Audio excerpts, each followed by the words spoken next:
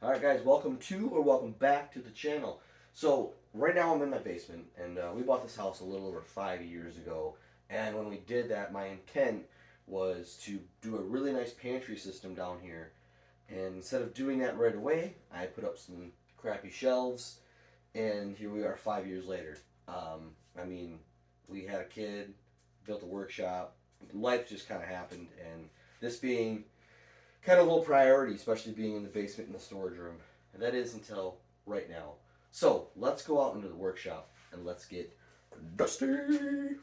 This is going to be my design plan. It's basically just going to be a regular shelving type unit. In this area though, what I'm going to do is I'm going to build some of these. Now these are like those can dispensers that you see in supermarkets where you drop the can off the top and then you take it. And what I'm going to do with those, I'm going to put a slit through the center of it so you can see how many cans that you have. And then I'm also going to probably end up labeling them with some small boards or something along that line. Then I am going to do at least one drawer with some dividers in it. Other than that, it's basically just a regular shelving unit that's going to be cool for a pantry. So first thing I got to do is I got to start ripping down some boards. And before I start cutting down some wood, I like to take a minute to thank today's sponsor, Big Mike. Now, if you follow me over on Facebook, you remember a few months ago that I posted a short video thanking my buddy Big Mike. He had a bunch of leftover wood. He was moving. He didn't want to take it with him. So I was gifted a full trailer of leftover wood. So that is what we're going to be using on today's project. So when you see me piecing together wood and using different thicknesses for shelves, a bunch of extra plywood, that is why, because I'm using the stuff that I got from him. So, thank you, Big Mike. And now, let's go back to cutting some lumber.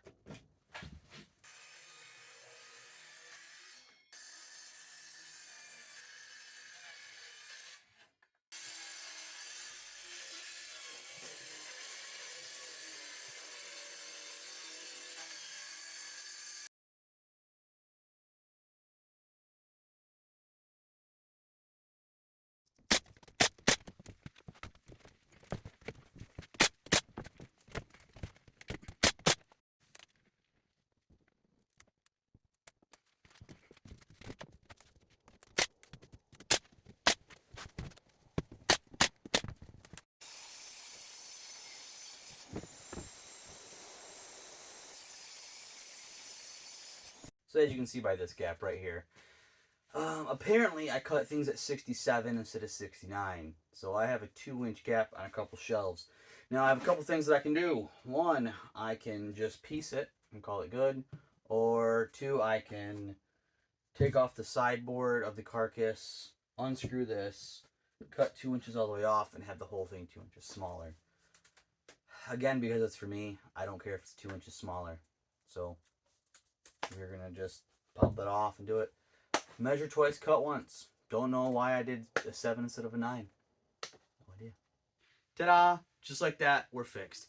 We're a couple inches smaller, but my wife always tells me that it's not about the size of the pantry, it's about how much stuff that you can cram inside it. Something like that. Alright, so this is going to be the first shelf that's going to sit about here. Now, because of the fact that food tends to be heavy, what we're going to do is we're going to run this board down the back spine of the shelf. And then I will do, when it's all said and done, we'll face the whole thing, and we'll put a board on the front that'll help hold and support it. Because you don't want to have no support in the back, because that's just going to cause your shelves to get insanely droopy. And using the plywood that I'm using has already worked. This will help flatten and straighten it all out. So all we're doing is just running this one by right along the back side of this thing, getting it all evenly spaced out. Throw some glue on it, and then we're going to throw some brad nails in it just to hold it. The glue will do the majority of the work, and then we will install this shelf. Alright, so now using that board as a spacer, that is going to set my shelf height. And I'm just going to rest the back of this shelf on there, and then I'm going to just nail the back. And that board is square, so ideally my shelf will be leveled and square.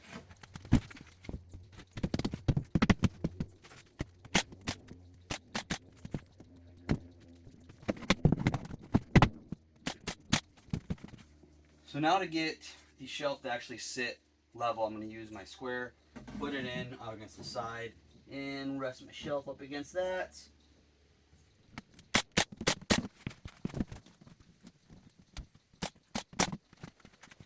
Now I'm going to go back through and I'm actually going to add some screws along those edges.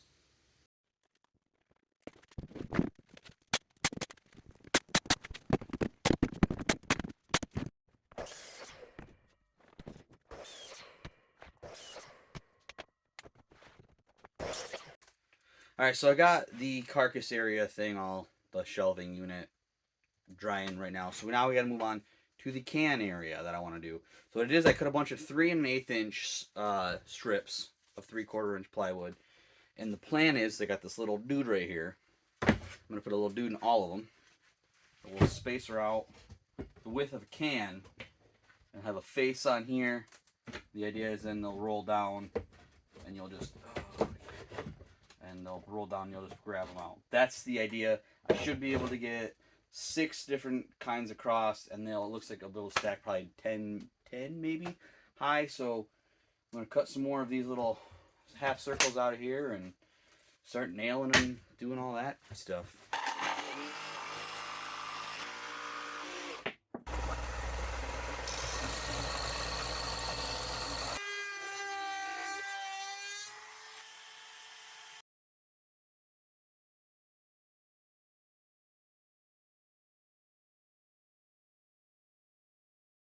So now that the whole thing has been assembled and I have the can dispenser area hidden back there, not installed yet. What we're going to do is we're just going to face this thing. Basically what that means is we're just going to make it look prettier. Putting boards in the front to hide the disgusting edges of the plywood. If you're wondering about this, somebody had an oopsie doopsie with the table saw. There was a staple in one of these boards I was ripping down, and it shot my finger at about 57,000 miles an hour. And YouTube doesn't like the red stuff. So, and I also don't have band-aids. So, alright, we are going to face this thing. Well, I'm going to. You're going to watch.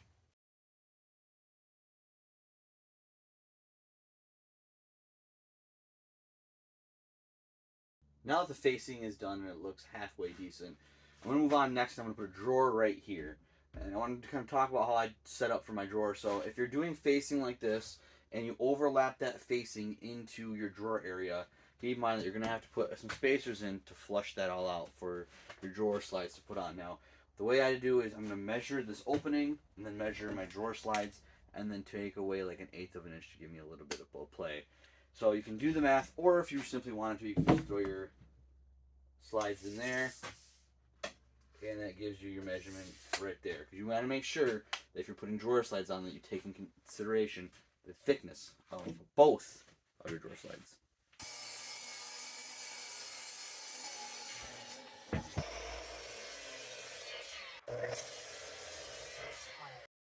And so what I'm doing here is, because I don't have a dado stack blade, is I'm just using my regular table saw blade and then moving it over just slightly to widen out that groove. And I'm making these grooves in the backs and the front of the drawers to allow for dividers.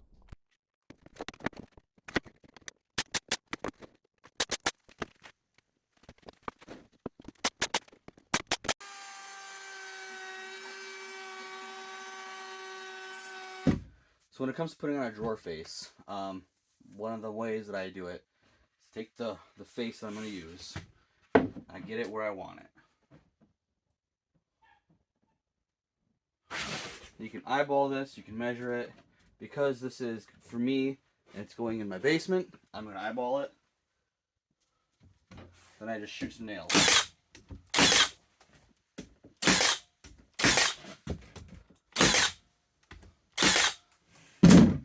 Try to toenail them, that way it kind of sandwiches it in, and then you can pull out your drawer, and now you can screw from inside the drawer in there, and then you have your drawer face all completed.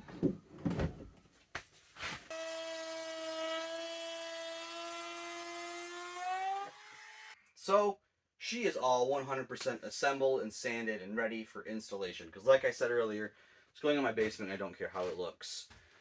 But the problem is it's going in my basement, and I actually do care how it looks.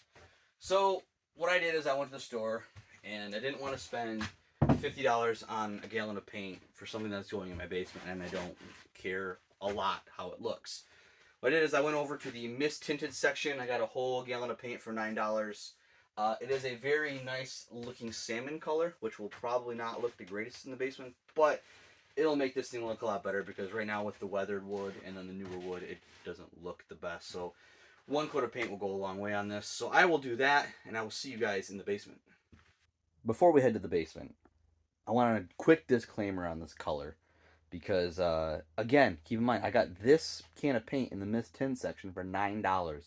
I just looked it up. A can of paint, this paint is $51 for a gallon. I got it for $9. That is a steal. I also figured out why it was in the Miss Tin section. Because I don't know if I would want this color on a lot of things.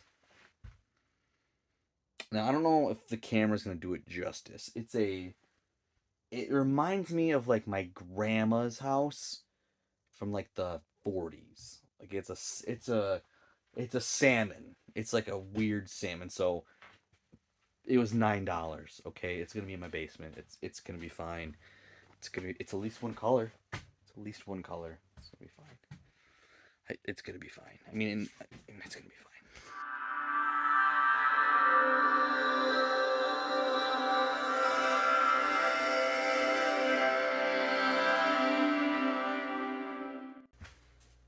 There is the pink Pantry. How did I get this in the basement? My buddy Ben. If you don't have a buddy Ben, I would suggest go get yourself a buddy Ben. Because this thing was not easy to get down my stairs, and nor will it ever go up in one piece, ever. It is going to stay here. So if I were to do this again, what would I do different? First of all, I would definitely build it into 2 separate pieces. That way it would make the ease of moving it. And then what I would do is I would redesign this area right here with the can drop area to hold more cans. Maybe have it come out at an angle and drop down, and maybe have it come under here to add a shelf up here. Just what I would do to add a little more, because as you can see we have cans stacked up on top and I still have cans on the bottom.